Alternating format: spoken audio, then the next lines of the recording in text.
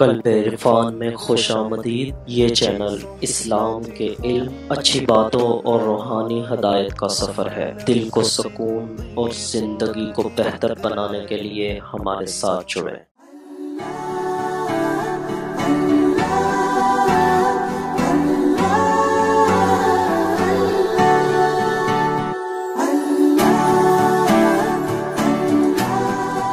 خالی واز تقریر چلے اور تبلیغ چلے، یہ ابو جہل اور ابو لہب والا تصور ہے مذہب کا، نہ مصطفیٰ کا ہے، نہ ابو بکر، عمر اور عثمان و علی رضوان اللہ تعالی علیہ مجمعین۔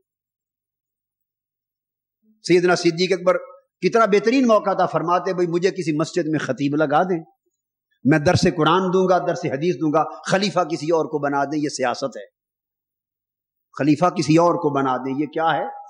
سیاست ہے۔ میں خطیب بن جاتا ہوں مسجد میں، حضور کا دین سکھاؤں گا، لوگوں کو تبلیغ کروں گا۔ اس سے بہتر صورت کیا تھی؟ بولیے، تو مسجد میں خطیب لگے یا امیر المومنین اور خلیفۃ الرسول بنے؟ اہل ایمان کے ہاں دین کے اندر سیاست اور دین کا تصور فرق کا ہوتا ہی نہ تھا، ہوتا ہی نہ تھا۔ ان کے دین کا مقصد، جد و جہد کا مقصد اسی دین کو سیاسی طور پہ غالب کرنا تھا۔ یہ خلافت راشدہ حضور کی بعثت کے مقصد کو پورا کرنے کے لیے تھی۔ اور پھر امام حسین کا زمانہ آ گیا رضی اللہ تعالی عنہ۔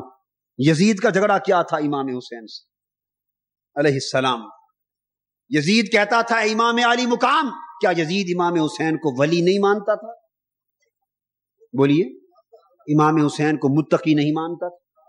امام حسین کو امام اور اہل بیت نہیں مانتا تھا؟ امام حسین کو حضور کا نواسہ نہیں مانتا تھا؟ امام حسین کو بہت بڑا عالم نہیں مانتا تھا؟ محدث مفسر کیا شے تھی جو نہیں مانتا تھا؟ سب کچھ مانتا تھا۔ جھگڑا فقط ایک بات پہ تھا، یزید کہتا تھا کہ حسین تو واز کر اور میں راج کروں، بس تو واز کر اور میں راج کروں، میں تیری مذہب کی تبلیغ میں دخل نہیں دیتا، تو میری حکومت اور سیاست میں دخل نہ دے، جو میرا جی چاہے ملک میں میں نظام چلاتا پھروں، مسجدوں میں، مسجد نبوی میں، حرم کعبہ میں تو تبلیغ کر، درس دے، میں نہیں پوچھوں گا۔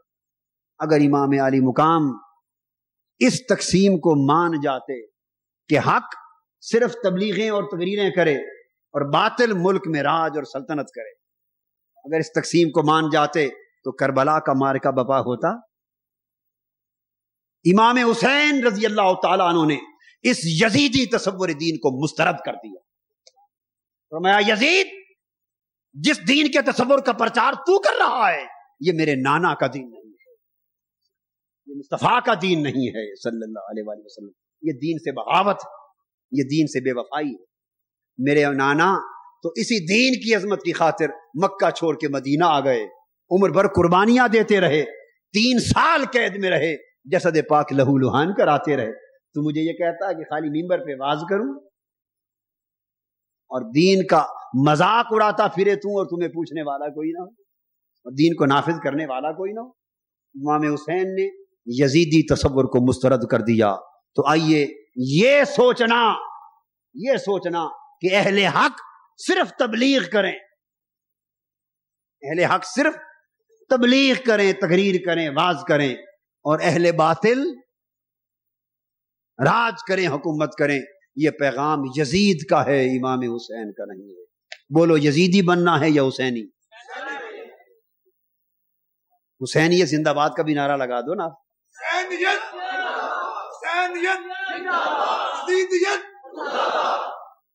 حسینیت یہ کہ دین کو سر بلند کرنا ہے، خاص سر ہی کیوں نہ کٹ جائے۔ امام حسین نے پرواہ نہیں کی اس بات کی، جب تک وہ امام مدینہ تھے ساری دنیا پیچھے تھی، جب تک وہ امام مدینہ تھے لاکھوں لوگ تلوے بھی چومتے اور خاک جو قدموں سے مس ہوتی تھی اس کے ذرے بھی سرما بناتے، ساری دنیا پیچھے تھی۔ جب وہی حسین امام مدینہ تھا ساری دنیا پیچھے تھی، جب وہی حسین امام کربلا بنا 72 تن ساتھ، 72 تن ساتھ تھے۔ چونکہ جب تک خالی واز تبلیغ ہوتا ہے کسی کا کیا جاتا ہے، ہاتھ ہی چومنے ہیں نا، ہاتھ چومنے سے کیا جاتا ہے؟ ابھی آپ قطاریں بنا لیں گے، 1 گھنٹہ مڑے کھڑے رکھیں گے، بس قطاروں میں آ کے ہاتھ چوم چوم کے جاتے رہیں گے دعا کروا، کیا بگڑتا ہے؟ نہ آپ کا نہ میرا. بس یہ قوم ایسا دین بڑا پسند کرتی جس میں کچھ قربانی نہ ہو. ہاتھ چومنے والا دین فقط، دعا کروانے والا دین، زیارت کرنے والا دین، 3 کام بڑے پسند ہیں، اس سے آگے کا کام نہیں. دعا کروانے میں شیر ہے یہ قوم، زیارت کرنے میں شیر ہے، عقیدت رکھنے میں شیر ہے، ہاتھ چومنے میں شیر ہے. اور جب انہیں کہا جائے کہ ذرا حسین کے پیچھے پیچھے حرمین سے نکل کے کربلا تک بھی چلو، کہتے ہیں نہیں وہ اوکھا کام، وہ نہیں. دوستو، حضور علیہ السلام کی بعثت کا وفادار بننا ہے تو راستے میں نہیں چھوڑنا، دین کو توڑ تک جانا ہے، دین کو سر بلند کرنا ہے. آپ نے دیکھا کہ یہ ایک یزیدی فکر تھا جو انگریز اور سامراج کے ذریعے بر صغیر کے مسلمانوں کے ذہنوں میں ڈالا گیا. اللہ رب العزت حضور علیہ السلام کے میلاد پاک کا یہ مہینہ ہمارے لیے باعث برکت کرے، اس کی برکتوں، سعادتوں اور ظاہری اور باطنی نعمتوں سے ہم سب کو مالا مال فرمائے. وما علینا الا البلاغ. اعوذ باللہ من الشیطان الرجیم. بسم اللہ الرحمن الرحیم. قل هو اللہ احد اللہ الصمد لم يلد ولم يولد ولم يكن له كفوا احد. صدق اللہ العظیم. اعوذ باللہ من الشیطان الرجیم. بسم اللہ الرحمن الرحیم. قل اعوذ برب الفلق من شر ما خلق ومن شر غاسق اذا وقب ومن شر النفاثات في العقد ومن شر حاسد اذا حسد. صدق اللہ العظیم.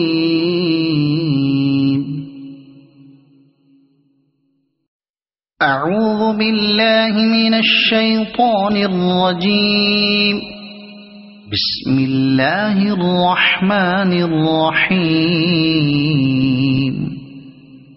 قل اعوذ برب الناس